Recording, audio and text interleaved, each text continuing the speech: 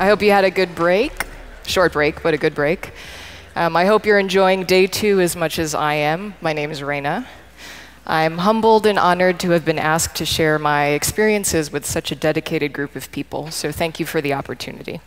Also, thank you to Cameron and Ariel and all the other speakers who have spoken before me, because they've teed up a lot of the concepts that I'll cover. So stay with me. A little bit about me. I moved to Salt Lake City about 2 years ago to start my own design studio.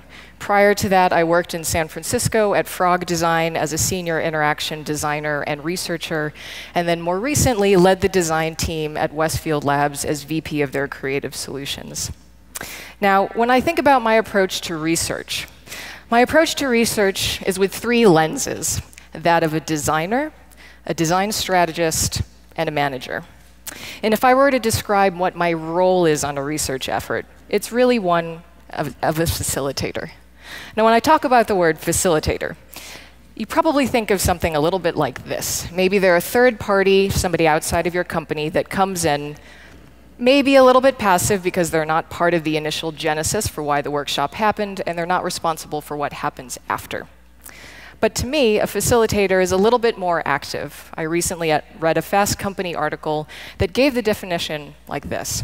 A facilitator, is a force that helps teams solve problems better together. And that made a lot of sense to me, because a good facilitator is actually reading and influencing the room at the same time. As a facilitator, you're looking at the dynamics that your teammates are treating each other with. You're listening to their words. You're looking at the intentions that they're putting on the table. You're looking at their emotions, and you're gauging the outputs of their work. And you're looking at those outputs and matching them towards an overall goal that you have in mind or that you've been able to craft. So you're not only guiding your team towards an end, but you're shaping the environment by providing activities and artifacts and all sorts of other things to help them get there. So as a researcher, you're not just planning, recruiting, doing a lot of logistics. What you're actually doing is shaping your team's discovery process. And you get to shape that in a very active way. So in shaping the process, I think about 3 things. The first is selecting the right activities, identifying your insights, and maintaining the right type of ethics. In selecting activities, that means making sure that you've selected the right methods that'll get your team to the goal that they're looking for. When you're identifying insights, you're making sure that those insights are coming from the right activities and that your insight is at the right level. Are you looking for a UI implication as you're finding? Are you looking for a feature prioritization? Or are you looking for a new business opportunity, a new direction that your product could take? Now, I want to talk about ethics a little bit, because to me this is real important. Better ethics yield better results. I cannot say it enough. You will have richer insights coming out of your research, and your teammates will have more fluid operations if everybody treats each other as though they have real value to add. So how do you create better ethics on your team? I'm not just talking about being tidy with your consent forms and your NDAs. I'm actually talking about treating people as whole beings, remembering their full names, and seeing them as teachers. You should always go into a research session assuming that you will come out learning something that you have not known before. That also means treating their lives respectfully and responsibly. So when I come back from the field, I actually try to represent these people that I've met in the truest way possible. I don't mince their words. I don't judge. I respect and I represent them as truthfully as I possibly can, as I've experienced them. Yes, there are transactions and paperwork involved, but the big thing is when you're engaged in that conversation as a moderator, you have to believe and know that that person is there to help you. They've volunteered their time to be able to help you solve a problem, and you are not there to extort them for answers. So, with that in mind, I'll lead you through 5 principles to facilitate ethical research. The first is around making sure that you decentralize your intelligence. This means making sure that you're not the only one holding all of the answers on your team, and that your team can make independent decisions, but in concert, so that they align with your goal. Now, the tricky thing about research, and anybody who's done research knows that it's tricky because you're preempting for the interactions between a ton of different moving parts. Ta-da, all of this stuff. All of this stuff is interacting in ways that you can't necessarily exactly predict, but you know you're going to have to manage them once you get out in the field. That's a tricky thing. How can you prepare your team for something that you can't really even predict? I've had to tell myself this over and over again in a lot of projects, and this has become a little bit of a mantra. Okay, Rayna, you can plan for everything, but you can plan for anything, but you can't plan for everything. And the case study that I'll tell you about is a project that I did for GE when I worked at Frog. It's a good example of research gone wrong, which is probably a good mini-series that I'll make sure to watch if anybody produces that in the near future. And the ask for Frog from GE was to redesign their monitoring and analytics software for power plants. And the context for the ask is that GE found out, I think through some article or through some news agency, that they were one of the largest software developers in the world. And GE had never thought of themselves that way. They had never thought that all the software that they created to analyze and churn all the data that turbines and locomotives were spitting out around the world amounted to a software development company. So after they saw that article, they decided to invest. They invested in something called the UX Center of Excellence that was built in San Ramon, which is in the North Bay in San Francisco. And the intention was to demonstrate the value of UX internally. And they asked Frog to do a series of pilots to do that, of which this project was one. So knowing that it was a high-profile project where we had to demonstrate UX to a company that had never done research in power plants before, meant that we knew that we had to start from the foundation. We had to go into the power plant, interview people, understand who they were, understand what their tool ecosystems were so that we could better figure out how this offering could maybe play part. Now, there were only two things that happened that were not super great, that kind of threw a wrench in our plan. We had a great protocol, I kid you not, but once we got there, our main contact, while he knew that we were supposed to be there, none of the interviewees that we were going to talk to knew that we were supposed to be there. So we come into the control room, it's a whole bunch of, just to paint the picture, pretty serious ex-Army and Navy guys in front of their control screens. And I come in and I'm all happy in San Francisco-y, and I say, "We're going to do research on the things that you do here." And it was very polite, but I could feel blinds closing. I could slowly hear doors start to shut. I could feel walls being built up. And I had a moment, and I said, "You will not be able to build the rapport that your team needs for this project." So I turned to my teammate, who looked more the part, and I said, "You need to build our rapport for us. Go, go, go." And he did. He made the introductions, he started to schedule interviews, he opened the door for the rest of the team because he knew what our plan was in research. He was aligned. Now, the second thing that happened, right after we got over this weird hump with the interviews, was that the alarm started to go off, and everybody exited the control room. And we, the research team from Frog, were just kind of sitting there going, "I guess we'll go back to the hotel." And we stayed in the hotel for a day and a half, waiting to hear what happened. And our point of contact finally called us and explained to us that something had malfunctioned in the unit. Something within that turbine tripped, and the entire operation of the plant shut down. So we had to lay low, and we could come back, and they would let us know. 2 days later, they let us back onto the site. Now, for those of you that do research, 2 days is kind of an important increment of time. So we knew that our time schedule was condensed, and it was even squished more once we got back. So what we did was we made sure that we paralleled our interviews. So we had a lot of different moderators doing a lot of interviews at the same time. And we could only do that because we were aligned on what our goals were and how we were going to carry out the protocol. So I talked about being aligned. Cameron also talked about being aligned. The way that you form alignment on your team is by making sure that you structure your research to find needs. That means starting with a goal. Probably not new news.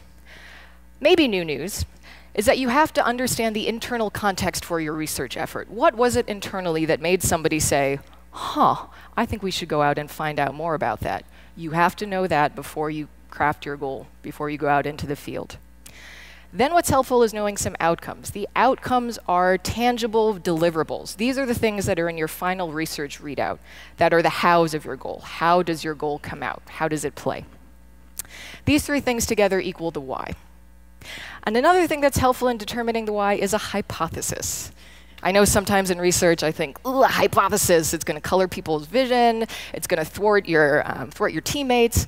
That's not really the case. As long as hypotheses are talked about very early on in the process as you're crafting your why for the research, they are very, very helpful. When they become very dangerous when they're harbored inside, and when they only come to fruition when somebody finds that they're validated in the field. So talk about them very early, get them on the table. Then you can go into your approach and your activities afterwards. And that's the how. But don't start with the how before you do the why.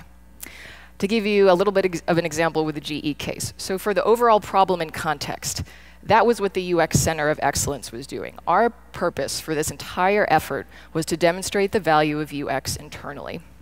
And we knew, as a result, that one of our outcomes would be something that had to describe the way that people worked there, maybe a framework around personas. We didn't know, but we knew that had to be an outcome. Now, we had hypotheses on what that outcome could be. We thought maybe it was based on role, maybe it was based on mode. We had the idea that maybe people wear different hats depending on the environment or the context, but we didn't really know. We came in with those hypotheses, we integrated them into our plan, and we were able to test them. After your team is aligned on the structure, you have to give them something to do to engage with a project. So that means giving everybody a role in everything from field work and to planning, both of them. In field work, I generally have a moderator, a note taker, and a photographer. And I frequently actually rotate the roles between interviews because sometimes people want to practice a new skill set. And actually engaging with a different media may help you tune into different parts of an interview. Now, another way that I make sure teams are aligned are making sure that they have the artifacts that reflect all of this logic and thinking. This is not a new concept to all of us, but I'm belaboring a little bit because I know it's really important. The stuff on the left, on paper, on your left, yes, is actually part of the initial work that I do with a team. I actually ideate a research process, much like we would ideate a concept. You start on paper, you start with sketching out things. Then we move on to the G Suite together, and then we even have our own packets once we're in field. Second principle, be strategic and tactical. It's a principle because I think it's really hard to do, so I want to bring it up. Overall, there are 3 research types. Slightly different terminology, but these are the ones that I use. Foundational/exploratory is very good at answering what are the needs. Who is it that you're trying to build this for? What should this product even be? Should it even be a product, or should it be a service, as an example? Then, once you have a little bit more of an idea of what type of design you're doing, the product, maybe the feature set at a high level, generative methods are really helpful for coming in here. Getting your participants to co-design with you will provide your design team with more inspiration. And then the last is evaluative, which is probably what we're a little bit more familiar with here. That's making sure that after you have a specific design solution, that it's crystal clear, it's as perfect as it can be while being done and complete, and making sure that you have the right hypothesis and that you're building towards the right thing. Now, you can think of these 3 types as roughly mapping on a product development timeline. I know there are many models for product development timeline cycles. Here's just one of them. And you can think about the stuff on the left as being much more strategic and then becoming more tactical as you get closer and closer to implementation. Now, what I've noticed is that working out of house at Frog or now as a consultant, you're very frequently asked to do more of the strategic work, more foundational, more generative, versus when you're in-house, for the companies I've worked for historically, you're a little bit more focused on the evaluative, maybe a little bit of generative, but mostly evaluative, which makes sense. If you're a company that's focused on making sure that your products that are out there are running, that are maintained, and that are live, you will want to make sure that you're more evaluative. So it makes sense. But I would say that in order to use the full suite of research and all of its pristine capability, you're going to want to do all 3 types. And the thing is, you don't have to be strategic just in the beginning. You can be strategic throughout the product design life cycle. Foundational does not have to be something that you do once and then you're done with it. I've actually worked with companies that do recurring foundational work, that do customer journeys every half year, so that you can make sure that you're staying on top of users' needs and that you're understanding new technologies. Shopping and commerce is a good space for this. There's a lot of change, a lot of energy there. It doesn't hurt to fill your brain once in a while on what that is. I think there are other ways that you can do this, and I'm going to talk through a case study where you can think about incorporating foundational and generative research throughout your process. So I was working with an in-house team, and it was for a large company that was a shopping company, a shopping physical construction company. And they wanted to develop an app for their London property. And they wanted us to go do research and deliver tactical findings that could be implemented in the next 6 months. And they wanted to add a service layer on top of it.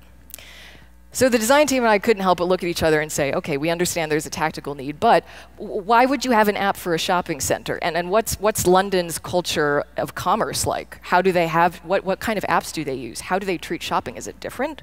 We don't know. So we ended up actually doing a blended methods approach. So this top row is actually all activities that we did with contextual interviews. And we interviewed people for a good 2 hours. We led them through foundational exercises, like we asked them to do homework. We asked for a phone tour, which is like a home tour, but on the phone. Then we spent a lot of time actually in the evaluative space in the green, where we looked at different interaction models, hypotheses for how features and content and functionality could all be grouped together. Then we did some generative exercises as well on the far right. We asked them to choose their favorite concept and ad lib. All of the exercises on the bottom were filler to make sure that we understood the cultural context. We came out of this effort with a lot of different findings. We came out with a lot of tactical ones, as an example, hey, nomenclature recommendations that were able to go right into design. But we found other things like implications for content quality, content organization, content structure, content intelligence, that we really didn't have a home for. There was no product group working on that. There was no person that we could go to say, hey, this was kind of interesting. So those things kind of fell off by the wayside. And I think if there's a group to ask this question to, it's this one right here. And that's, how can you deliver tactics while still being strategic? How can you find homes for those strategic ideas that you find that you want to share, that you want something to come out of? And I think you do this in 2 ways. By embedding your research on the teams and by maintaining a bird's eye view. Embedding research is something that I'm a little bit biased by because that was my training at Frog. When I joined Frog, I joined as a researcher. And they said, you can join us, but you have to be a designer too. So I picked up design as well. So all of the researchers that were on Frog teams were hybrid researcher designers. And the team did everything together, everything from research through concepting and then through light implementation. And that's important, going back to principle 1. To keep your team engaged, you have to keep them involved at every stage. I guarantee you will get better work if your team is a part of the entire process. The second thing that you also need to do is, as you have all these teams running in parallel doing research, you have to have a person or a body or somebody that's maintaining a bird's eye view, a 35,000-foot level, saying, hey, these are interesting insights that are coming up. Maybe we should look at them. Maybe we should do other exercises. Maybe we should talk to product leadership. And they should be looking at those teams saying, here's how you can here's how you can practice recruiting more efficiently, and here's how you can spread some best practices around the company. So I think both are very, very important to have. Third principle, architect your experiences, architect your methods and your exercises to experience newness. So what does that mean?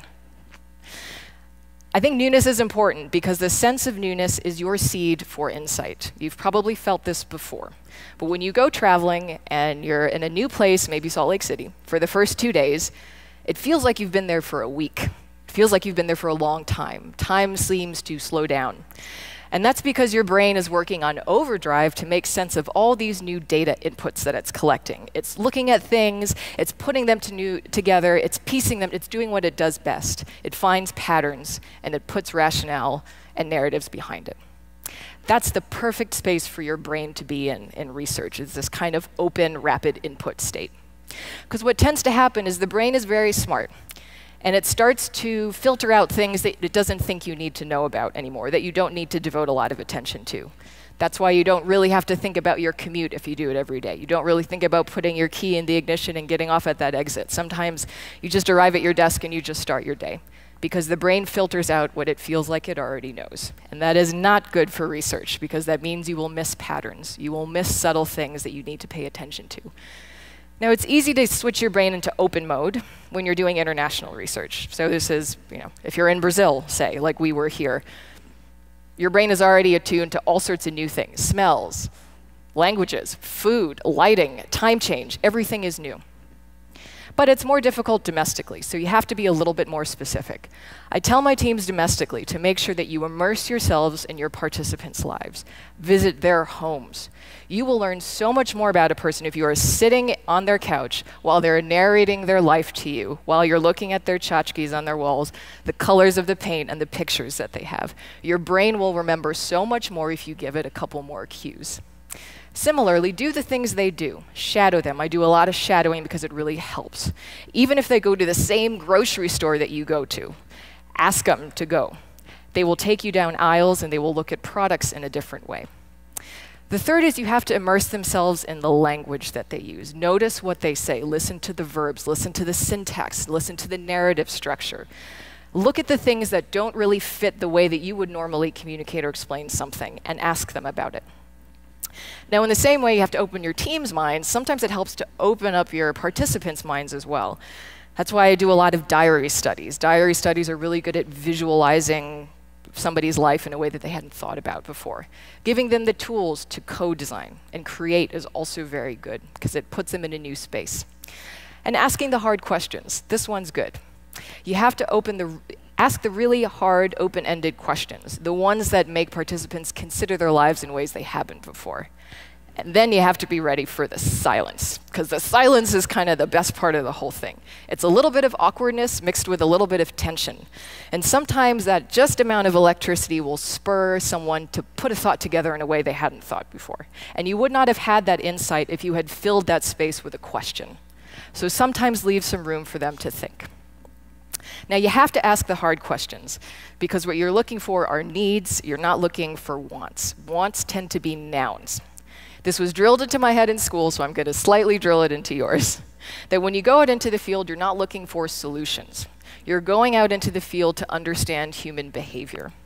I'll give you an example. I was doing domestic research, and I was talking to a woman in her living room. And she was talking to me, and then she said, "Oh, I keep all my receipts." And I said, "Okay, I understand that. Cool." Talked more. But then she said again, more emphatically, "Oh, no, no, no, I keep all my receipts." And so I said, oh, okay. Newness, let me ask. Well, tell me more about that. And she said, "Oh, I'll show you." And she went into her closet, and she proceeded to bring out bags and bags of plastic, full, like double and triple plastic bags full of transaction records. Everything from library returns to maybe video rental returns to receipts. Any sort of transaction that had her name associated with it, she kept. And she kept them in these bags, and she moved these bags around with her from place to place. It was her literal paper trail. Now, in this story, the insight is not that she needs a better filing system, although she might need a better filing system. That's not the insight that you should bring back to your team.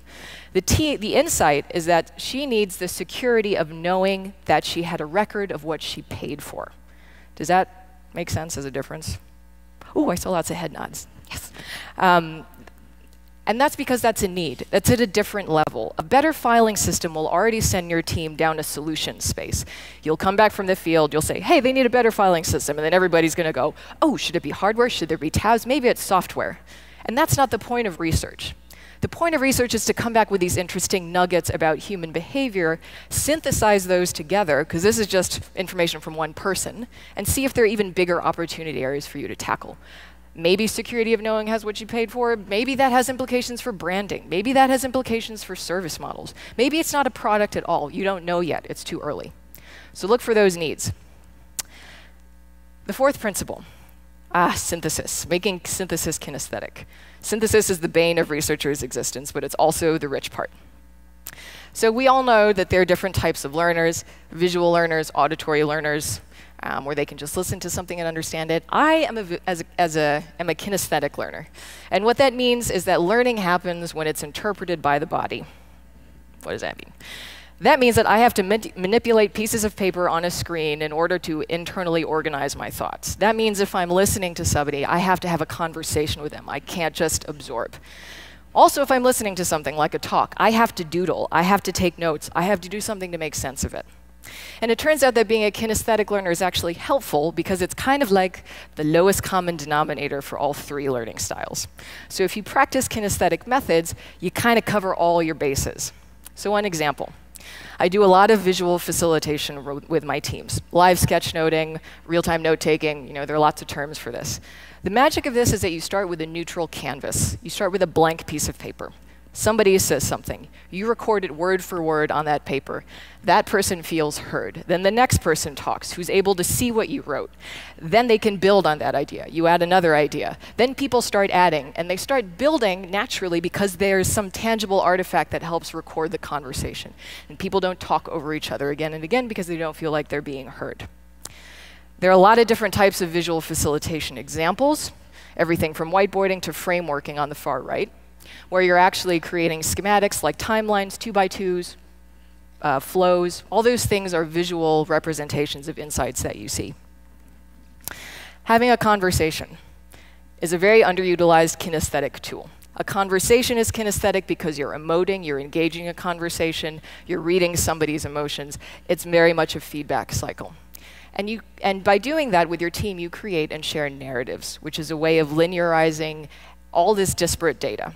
You have all these different data points, you put it into one linear narrative, and that's perfect synthesis right there. You also have to notice what you repeat. There are stories that your team will go back to again and again that will serve as benchmarks for your experiences. You'll go out and interview somebody new, and then you'll say, yeah, that kind of reminded me of that other thing that we heard before. That's a good area for you to go and dig in. No matter what your thinking style is and your learning style, you need to plan for the brain to take a break. So I listened to a podcast recently, and it talked about how the brain actually needs to be bored in order to come up with creative solutions. Because when we're stuffing our brains with all sorts of information, posts, stories, quotes, photos, images, you're not giving your brain time to process. So what you actually need to do is remove all the stimuli and let your brain be on its own defenses. Because what happens is it gets bored. And when it gets bored, it starts to daydream. And when it starts to daydream, it starts to look into the recesses. It starts to go into the subconscious. It starts to think about the things that you've been amassing and collecting but haven't put together. And then it starts to daisy chain, lateral connections. And that's what an insight is, a laterally connected thought from disparate parts of data. And then it pushes it into your consciousness, and you go, aha. How many moments have you had in the shower when you have a great idea? It's because your brain's relaxed. So make sure you get your team out of the project room. Make sure you bake in a day off.